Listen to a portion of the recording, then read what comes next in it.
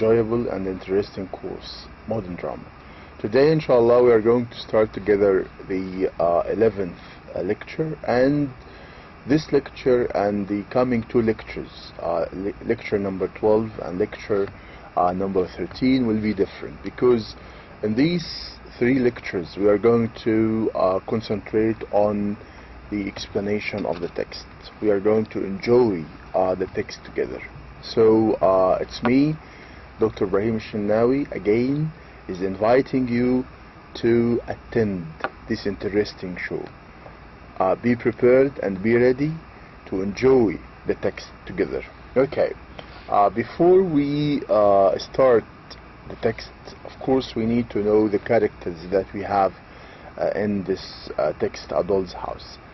Adol's House, as you know, is written by Henrik Ibsen, and for the characters that we have in this text, we have Torvald Helmer, and he is Nora, his wife. We have also Nora, his wife.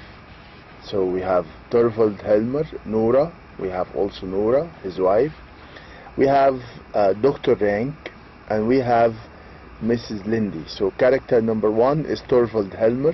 Character number 2, we have Nora, his wife. Character number 3, we have Dr. Rank, and character number 4, we have Mrs. Lindy, who is a friend of Nora. Also, we have another important character, character number 5, who is Nels Krokstad. And we have the other characters who are not that important, like Helmer's 3 younger children. We have Annie, a housemaid, a porter, who will appear at the very beginning of the play and will not appear anymore. And we need to know that the action takes place in Helmer's house. So the whole action takes place in Helmer's house. We have the action that in this play, all of the action happens. We do not have any other places in this play. Only the whole action are happening, and the actions are happening in the house of Helmer.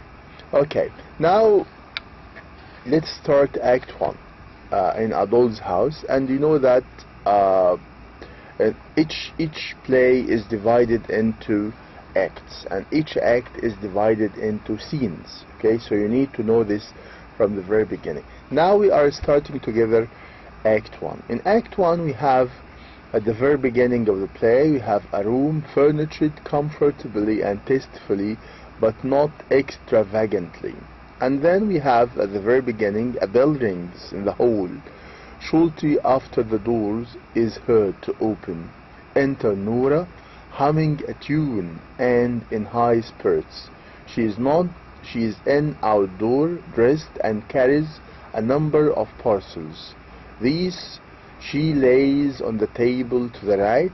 She leaves the outer door open after her, and through it is seen a porter. So Nora comes from outside, holding many parcels, many presents, many gifts, and she's followed by a porter. And of course you know who is a porter. A porter is the one who carries things for you when you go to the market, especially those vegetable markets. And you know, of course, there is someone who carries things for you for the sake of money. You give him money for this. Who is a porter from carrying things, who is carrying a Christmas tree and basket, which he gives to the maid who has opened the door.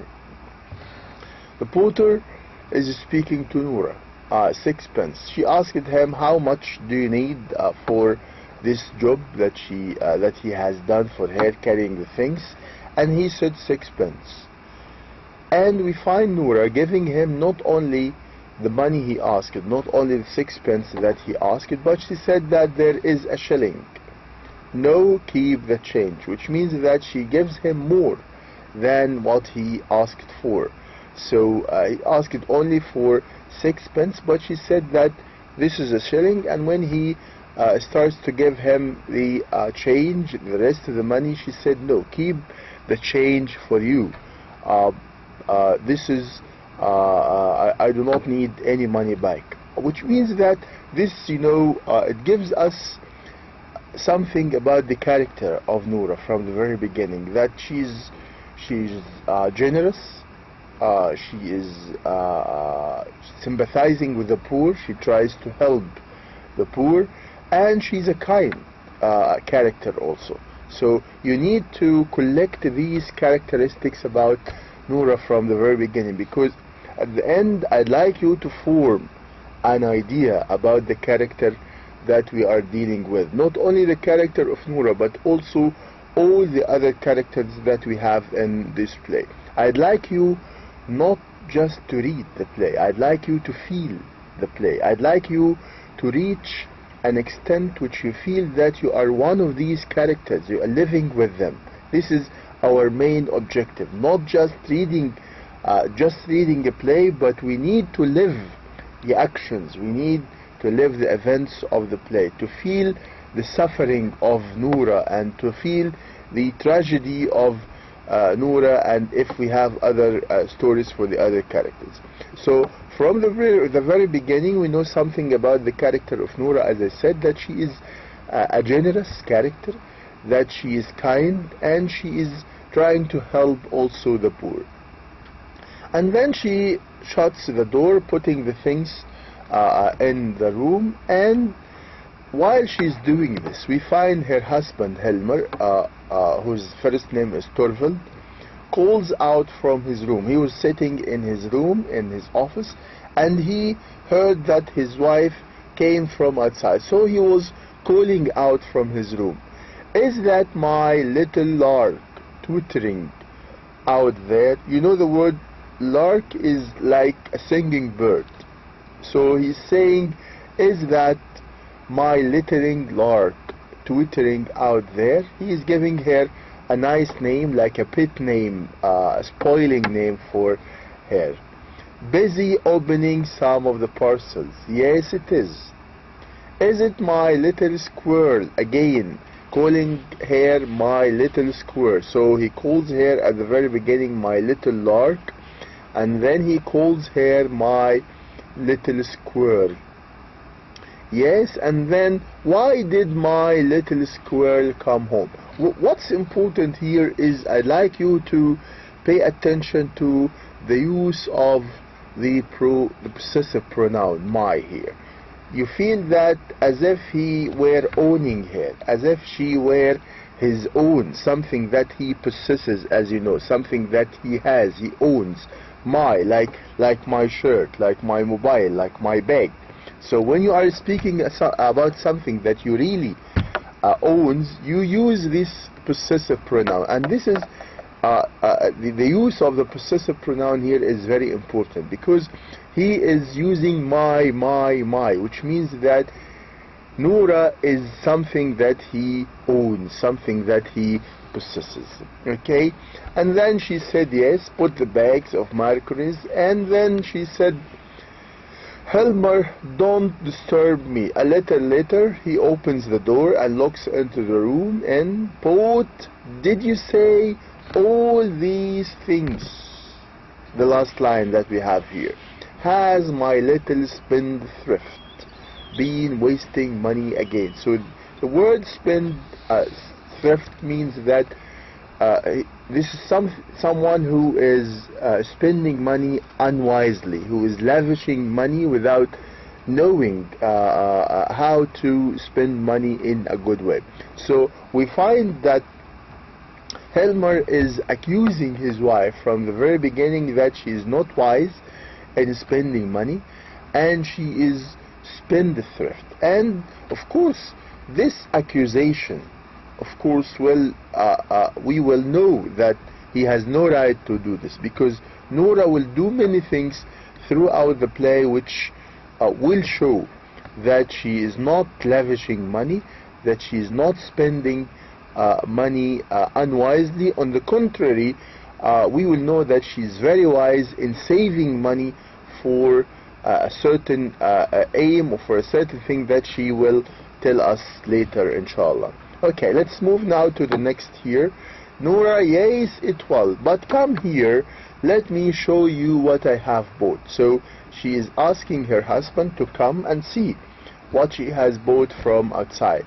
And so cheap. Look, here is a new suit for Ivor. She's showing him the things that she brought from outside. She bought a suit for Ivor. Ivor is her son, and a sword, and a horse and trumpet for Bob. Bob is her other son. She has 2 boys and 1 girl. Remember this? We said before that they have 3 children, 2 boys and 1 girl. And a doll and a doll seated for Emmy. So she bought a doll for her daughter Emmy. They are very plain. Plain means very cheap. But anyway, she will soon break them in pieces. And there are dress lengths and handkerchief for the maids, old and old really, to have something better. And also she did not forget to buy something for the maids. Of course, you know the meaning of the word maid. The maid is those people who are serving at homes. So she did not even forget to buy something for the maids, which means that also this is another characteristic that we need to know about Noura, that she is thinking of the others all the time. She is self-denial. She did not buy things for herself. You remember that what she did is only buying something for the others. And this is also something that we need to know about the character of Noura, that she is the one who is always thinking of the others and not thinking of herself. We call this is a kind of self-denial. She does not prefer herself more than the others. On the contrary, she is preferring the others more than herself. And we find Helmer telling her very well, but now tell me, you extravagant little person, what would you like for yourself? He asked her a very important question here. Did you buy something for yourself? And now we find Noura is amazed and astonished of the question. For myself? Oh, I'm sure I do not want anything. And this is again affirms that Noura is not the type of person who is thinking of herself. She is not a selfish person. On the contrary, she is, as I said, generous and thinking of making the others happy more than herself. I do not want anything, which means that she is fully satisfied with what she is doing. She is satisfied with helping and making the others happy. In the doorway, a lady, we find the maid, and while they are speaking, the maid comes, and she tells Noura that a lady to see you, man, a stranger. So the maid is telling Noura that there is someone at the door who wants to see you, madam. Mrs. Lindy in a dejected and timid voice, and this one is Mrs. Lindy. The lady who comes to see Noura is Mrs. Lindy. And of course, you know from the previous lectures that who is Mrs. Lindy now. Mrs. Lindy is a close friend of Noura, and they knew each other about 10 years ago, but they separated. They did not meet each other for about 10 years now. And now Lindy comes again to see Noura. Why? We will know. So Mrs. Lindy in a dejected and timid voice, how do you do, Noura? Noura doubtfully, how do you do, Noura? At the very beginning she could not recognize her. She could not know her. Who is this person? You know, sometimes when you do not meet someone for 10 years, you feel that you do not know this person. Definitely there are some changes happen on the face, on the body, on the hair. All these things, of course, happen to the person by the passing of time. So in a dejected and timid voice, how do you do, Noura? Do you know me? Do you know my name? Do you know me? She's still at the very beginning, she does not know her well. Noura undoubtedly, how do you do? Mrs. Lindy, you do not recognize me. Still at the very beginning, she does not recognize her, I suppose. Noura, no, I do not. Yes, to be sure, I seem suddenly. Yes, Christine, is it really you? Now she knows her at last. Is it really you? Is it really Lindy, the one that I'm thinking of? Yes, it is.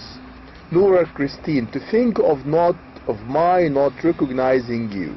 And yet how could I, in a gentle voice, how you have altered. Altered means changed. There are some changes, as I said, happened to her, Christine. Mrs. Lindy, yes, I have indeed, in 9-10 long years. So we know now that they have not meet each other for 10 years, and definitely many changes will happen to a person in 10 years. Nora, gently, poor Christine, you are a widow. And she knows now she is a widow, and of course she knows that who is a widow? A widow is the woman whose husband died. So Lindy Nora now, Mrs. Lindy, now she lost her husband. Her husband is dead, and she is a widow now. Mrs. Lindy, yes, it is 3 years ago. So her husband died about 3 years ago. Nora, yes, I know, I saw it in the papers. So she knows this, Nora knows this from the papers. I assure you, Christine, I meant ever so often to write to you at the time, but I always put it off, and something always prevented me. Now, this leads us to, the significance of friendship. We need to ask ourselves, is friendship really something significant that we have to keep in our life or not?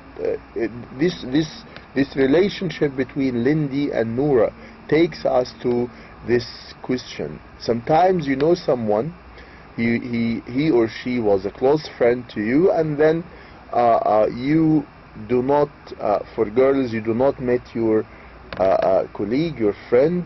You do not meet, for the girls, you do not meet her for about 10 years, and then you feel that you need to remember all these memories that you have with her. And the same for young men, of course, for the men, gentlemen, that sometimes you have a friend and you do not meet him for long times, and you really need to meet him again if he is really a good friend.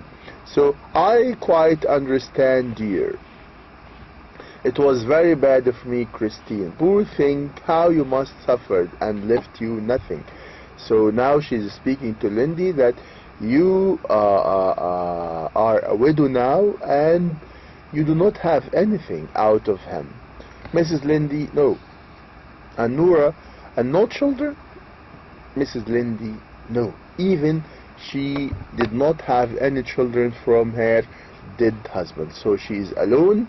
She does not have money from him, and she does not even have children. Nora, you mustn't be angry with me. Tell me, is it really true? She's speaking to Lindy. Is it really true that you do not love your husband?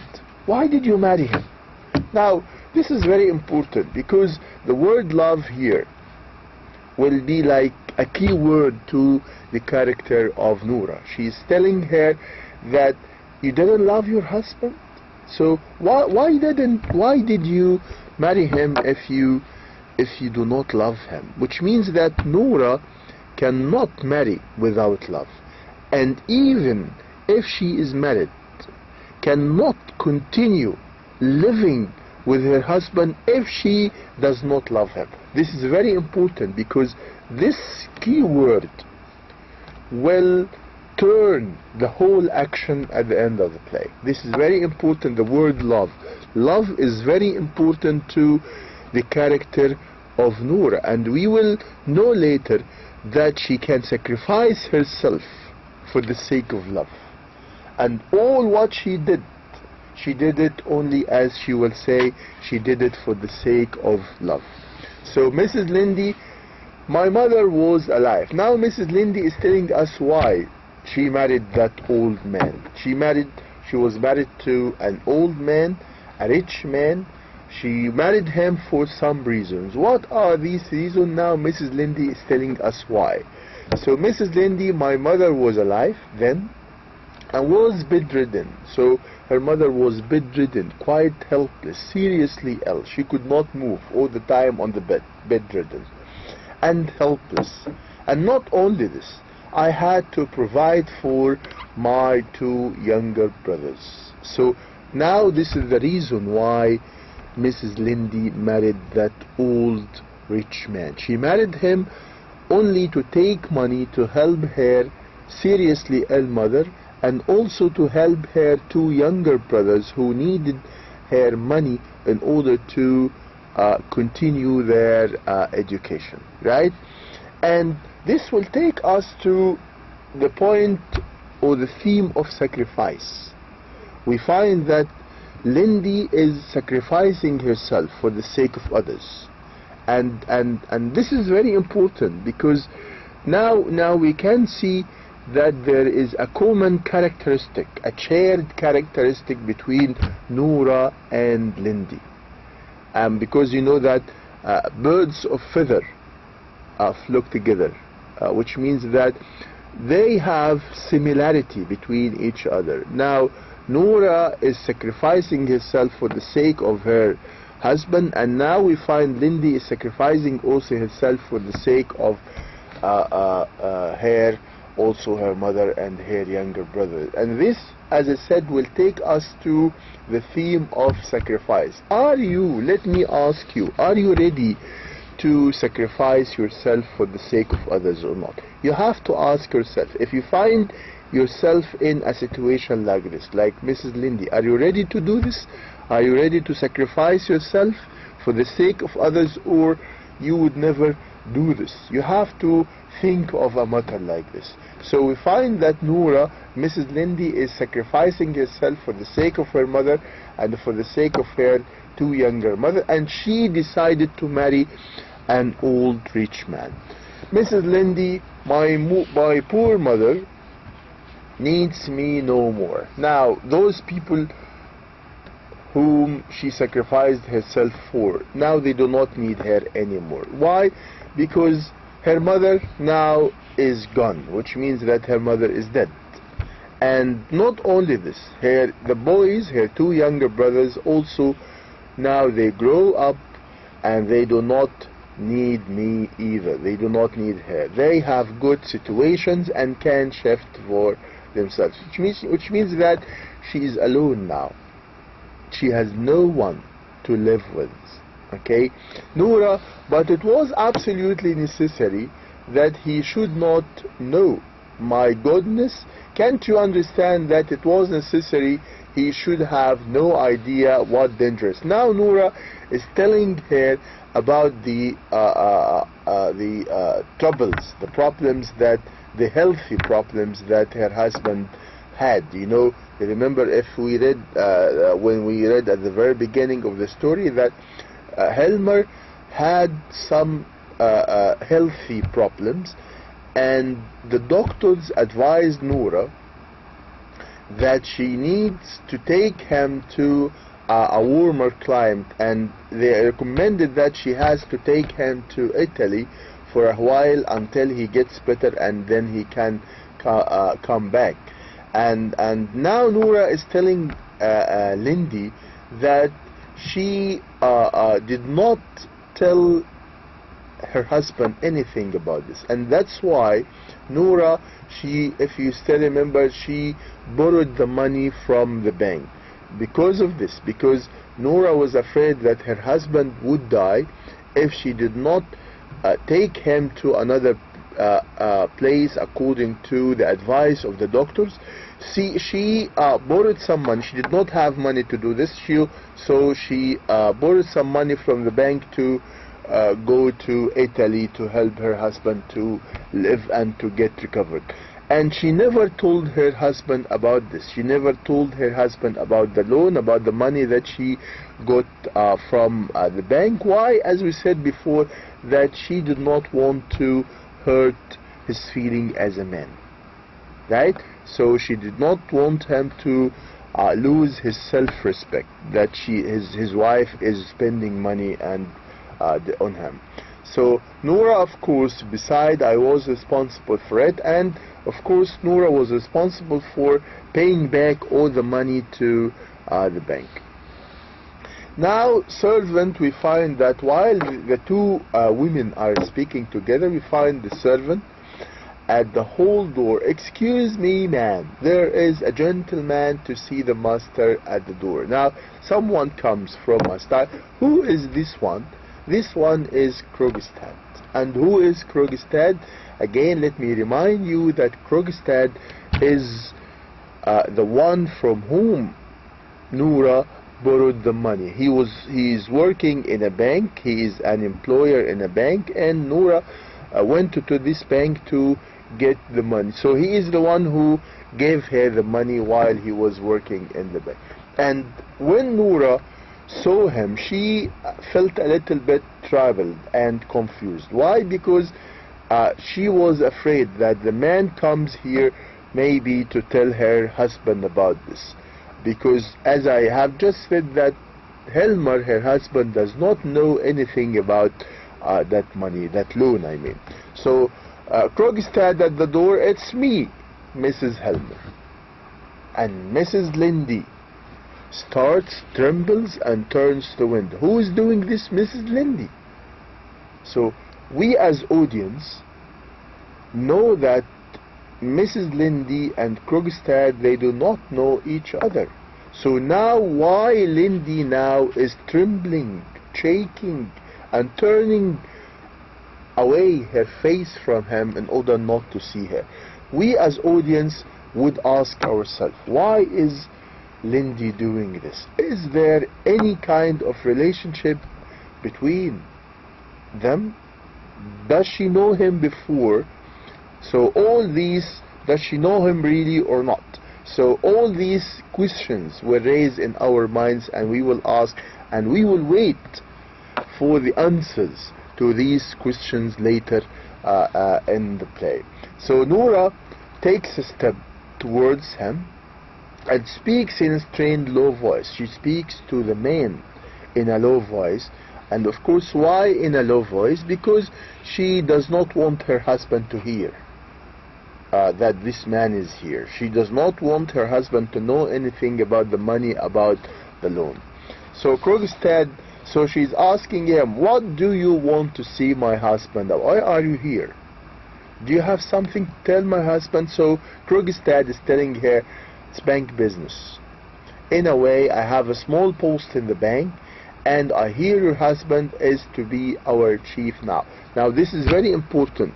Now Helmer, the husband of Noura, will be the manager of the bank in which Krogstad is working.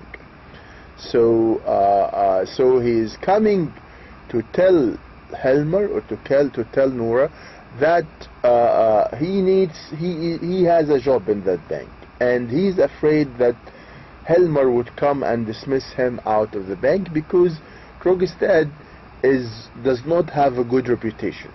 He does not have a good reputation, or he does not have a good fame.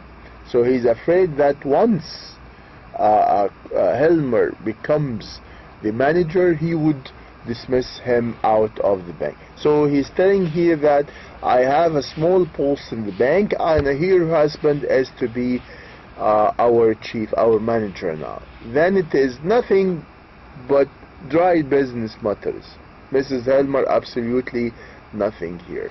So now we find Rank, Helmer, and Mrs. Lindy go downstairs, and when all those people left, we find Krogstad comes once more. So he left and comes back again to speak personally to Noura. About what? About this, what we are going to know. Excuse me, Mrs. Helmer, with a stifled cry, turns round and gets up on to her knees. Krogstad, excuse me. The outer door was ajar. I suppose someone forgot to shut it. So he comes back again to speak to Noura. About what? This is very important.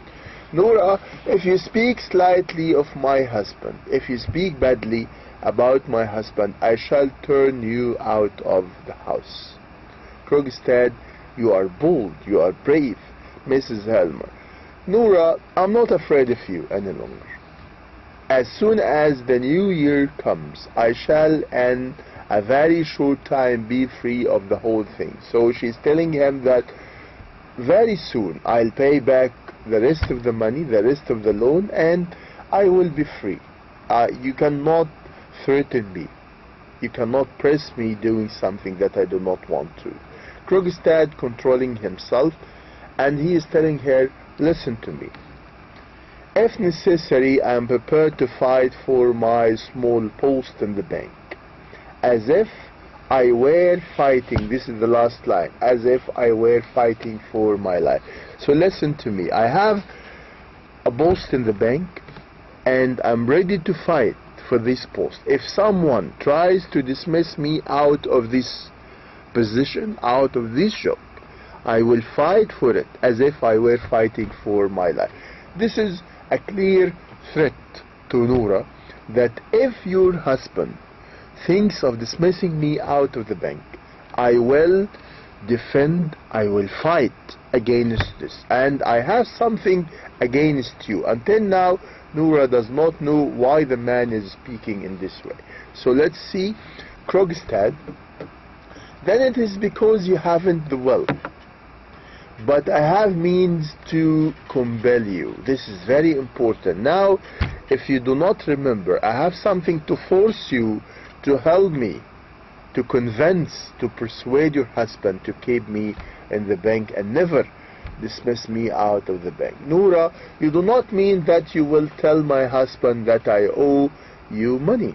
So it doesn't mean that you are going to do this. This is not important. But he said, no, this is not what I want.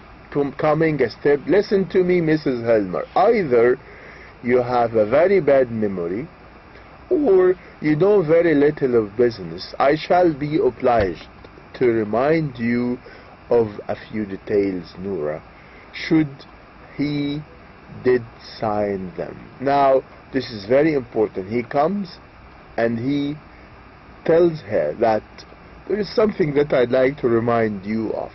Now, he is telling her about how she borrowed the money from the bank.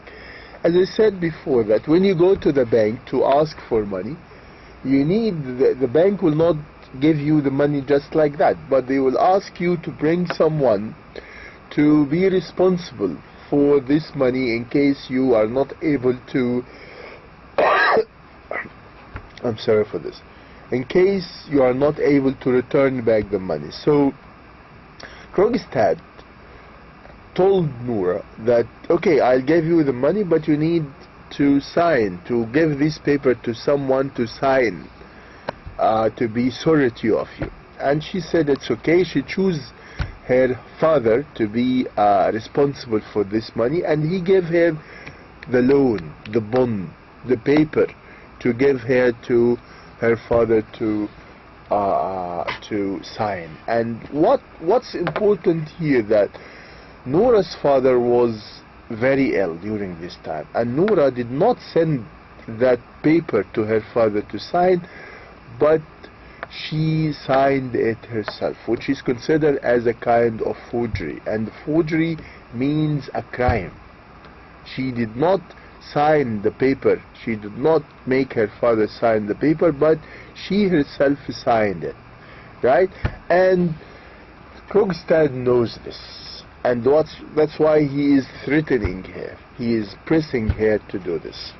Then I gave you the bond. He is telling her, now he is reminding her of this story.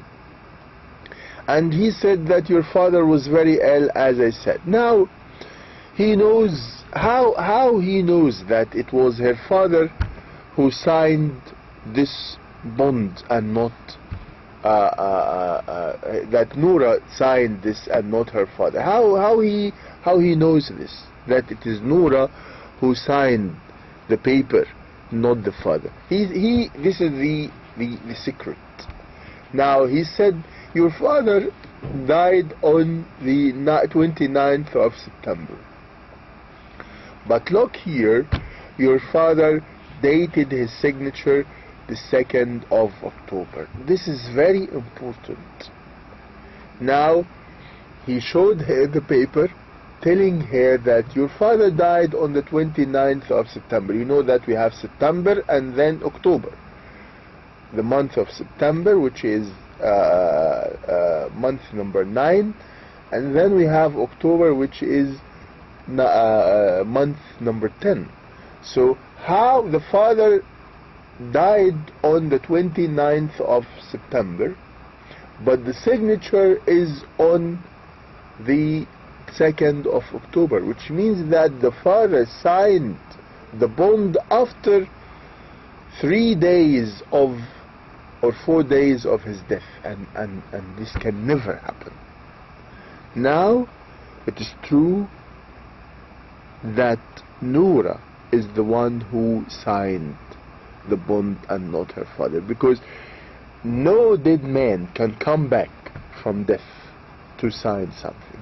So how her father signed the bond after 4 days of his death? And this is impossible, right? So that's why Krogstad knows, and he is sure that it was Noura who signed that bond.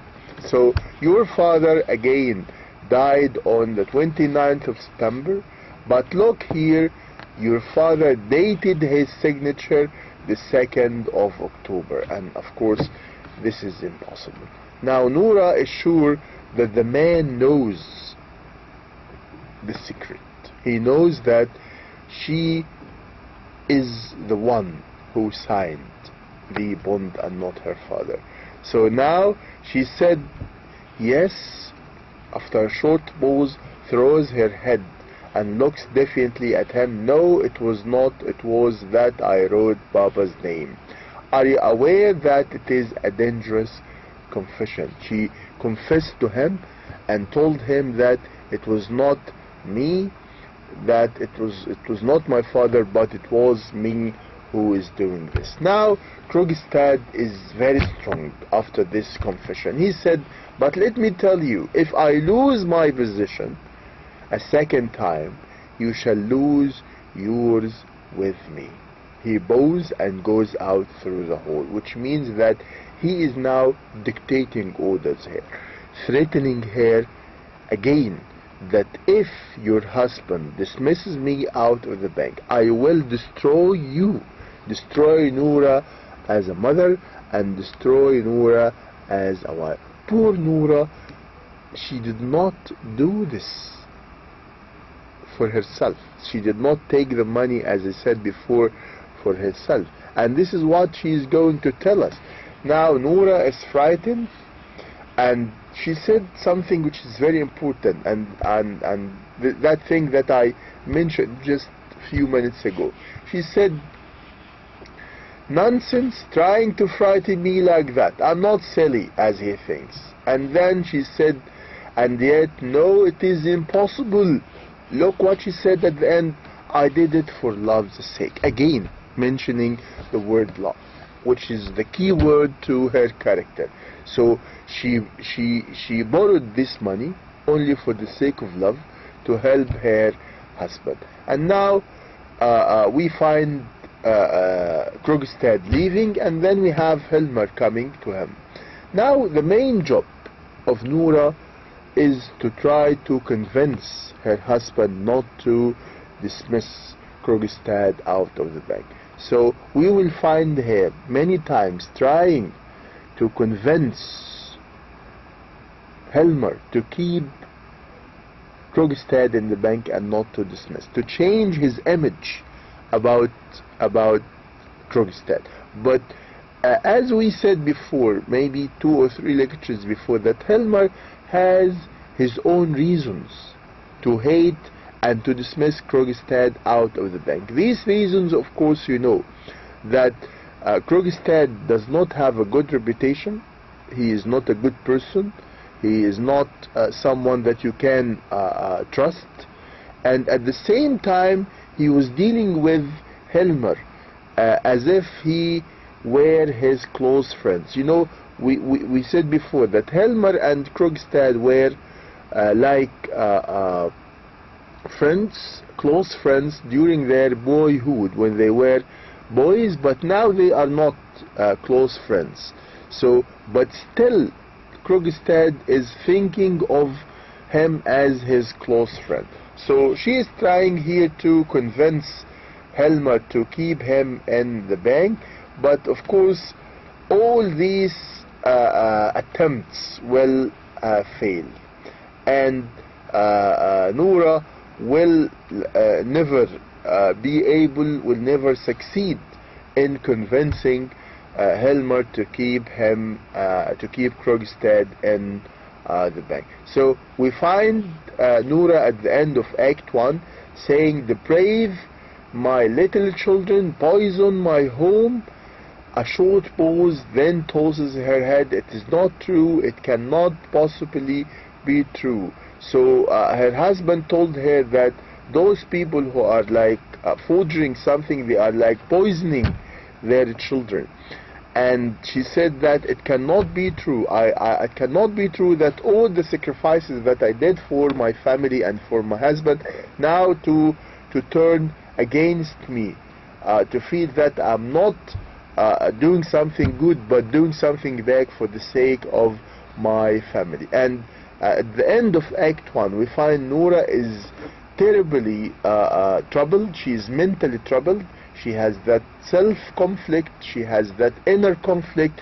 She does not know what to do. Krogstad is pressing her to convince her husband, and her husband does not want to listen to her. He is fully convinced that Krogstad must leave the bank. Okay, by the end of Act 1, I hope you have enjoyed Act 1, and inshallah we will, in the second lecture, we will continue enjoying the second act, and we will see how poor Noura is going to behave in order to save her family, in order to save herself, in order to get out of this problem that she finds herself in. Thank you very much. All the best to you, and inshallah see you in the coming lecture. Thank you. Assalamu alaikum wa rahmatullahi wa barakatuh.